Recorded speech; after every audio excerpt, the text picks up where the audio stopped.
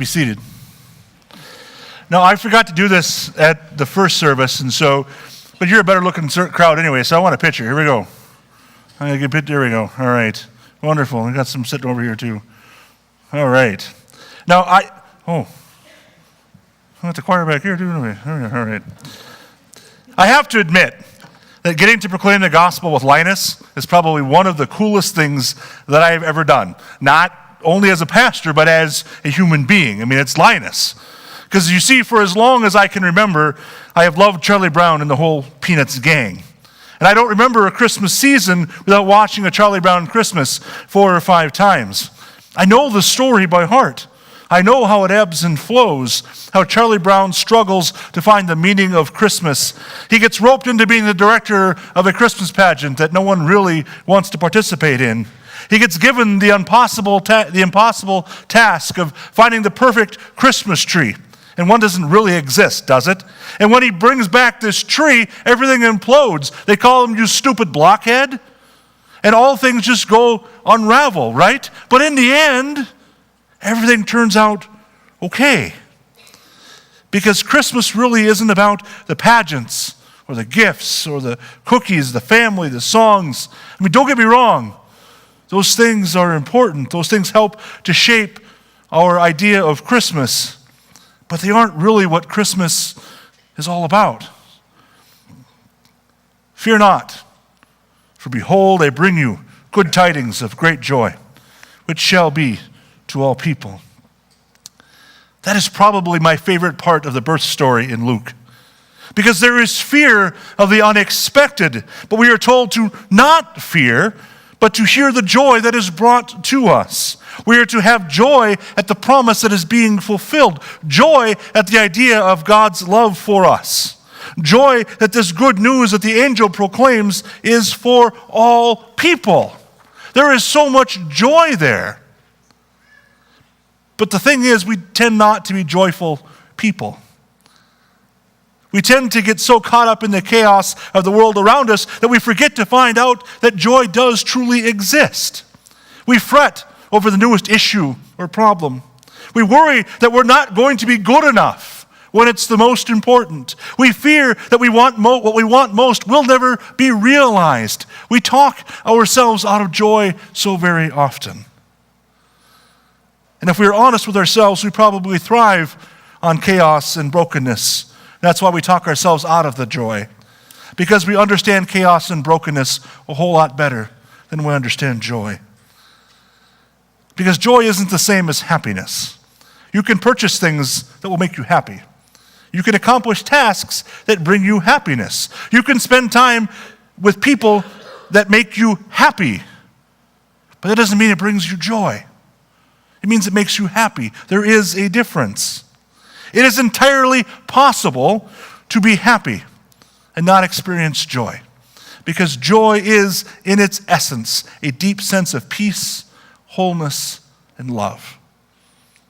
The story we heard from our gospel this night, from that first Christmas, begins with anything but joy. Joseph and Mary are coming to Bethlehem, not on vacation, not because they want to, but they're coming because they have to. Somebody has told them, Caesar has told them that they have to come to Bethlehem, and they have to be registered. They have no say in the matter. So here comes Mary, 9 months pregnant. And they get to Bethlehem, and it's crowded, and it's busy. And there's no room for them. So they have to sleep in a cattle shed, because no one's willing to give them any space inside. They see this pregnant woman, and they have no sympathy for her. So in the cattle shed she goes. And it's this cattle stall that Mary gives birth to her son and wraps him in cloths to keep him warm. How do you find joy in that? That sounds like a whole lot of problems to me. It sounds like a whole lot of mess and chaos. And yet, the angel comes to the shepherds and says, "Fear not. I bring you good tidings of great joy."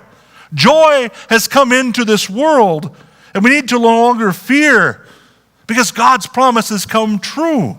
God took on flesh and bone to live among us, to teach us how to love each other, how to care for the least of these, how to live in community with each other. There is joy all over the place. Really? In the midst of all this chaos, there's joy? Jesus came to teach us how to find joy in the world, even when joy it seems like joy can't possibly exist. When it seems like there's no way that God can possibly love me.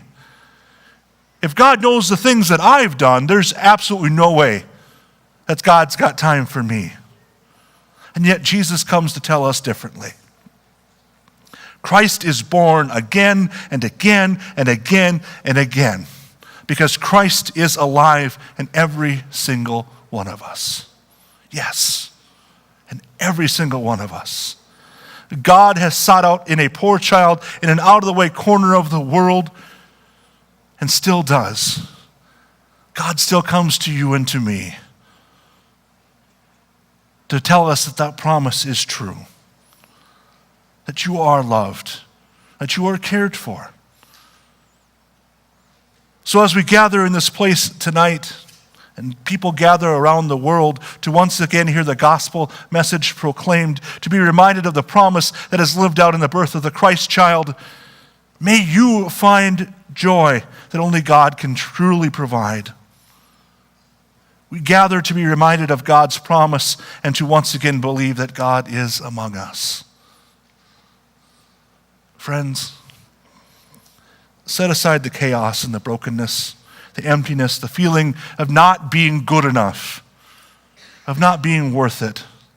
Set aside all of those feelings and embrace the truth that is proclaimed by the angel.